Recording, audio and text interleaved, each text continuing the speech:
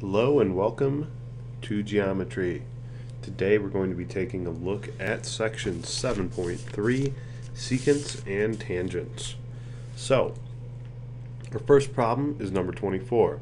What we have here is a circle, O, and the line XY is tangent to this circle. There's the line OX, and it crosses the circle here at point Z.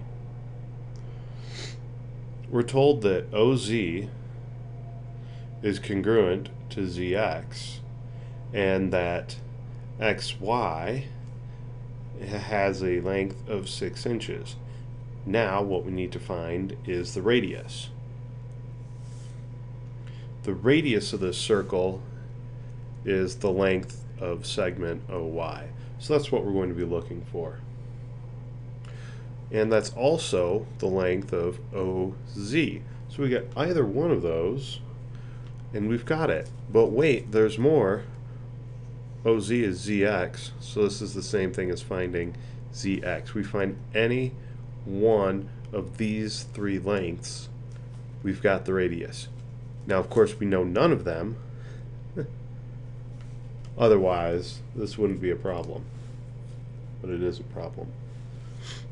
Now, first thing we really want to think about here is the fact that OY and YX, I have a radius here, OY, and it's meeting a line at the point of its tangency.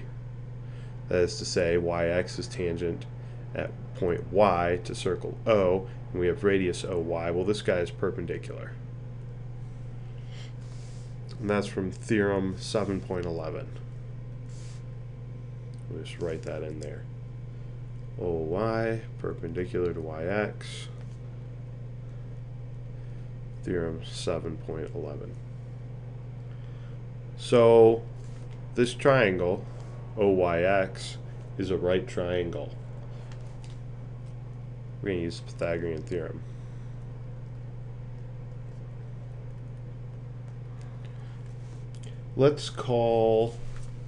Let's take a look at the setup here. OY squared plus YX squared is equal to OX squared. Now, we're going to change this in terms of stuff we know. For instance, YX is 6 inches, so we'll write that in as 6. Next, OX. This long guy is made up of two segments, OZ and ZX. Some of those two segments is OX. So instead of OX, we're going to write OZ plus ZX, quantity squared.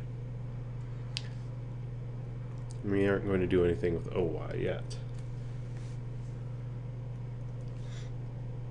But ZX is the same as OZ. So this is actually 2 OZ squared. So that would be 4 OZ squared.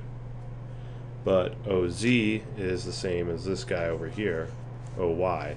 So let's write this as 4 OY squared. So I've got 4 OY squared is equal to 6 squared, or 36, because we are looking for a value here.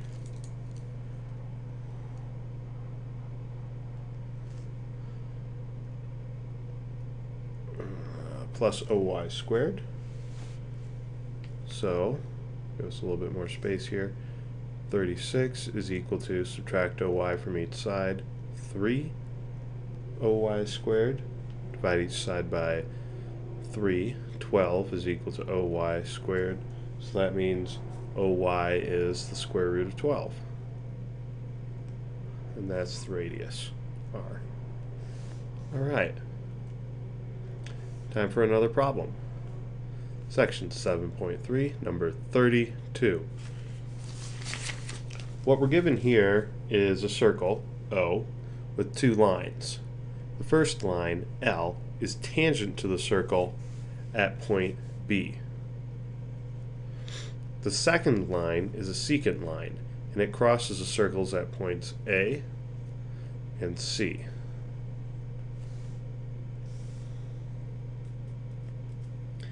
Now, what we need to show is that arc AB is congruent to arc BC. Well, we know a lot about arcs when, they're in terms of, excuse me here. We know a lot about arcs when they're in terms of angles, so maybe we should be looking for some angles, like central angles. So let's draw these lines in here. Aha! This is equivalent to showing that these two central angles, AOB and COB, are congruent. So we show these two angles are congruent. We've shown that the two arcs are congruent. They have the same length. Since I've just drawn this radius at this point of tangency, that's a right angle. Okay. Let's start writing out a proof here.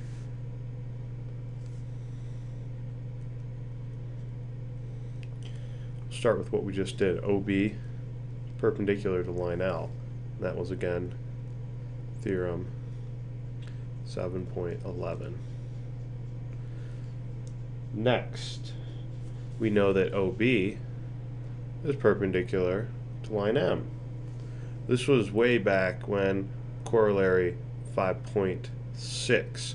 We've got two parallel lines, L and M. If a line is perpendicular to one of them, it's perpendicular to both of them. Okay. After this, we know that the line AO is congruent to the line CO, since they're both radii, and all radii are congruent. We also know that the line DO is congruent to itself by the reflexive property.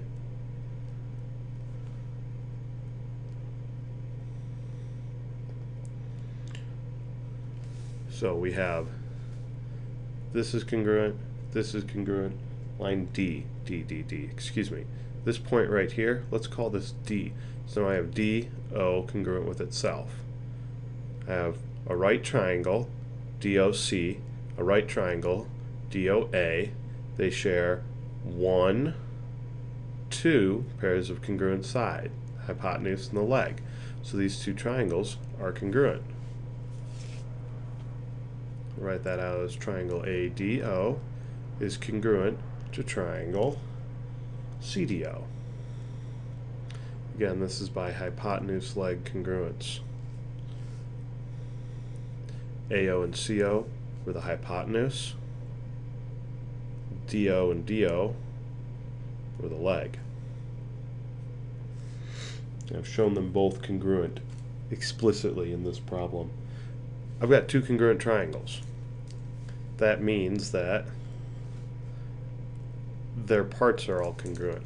Specifically, what we're interested in here is this angle and this angle are congruent. So angle AOB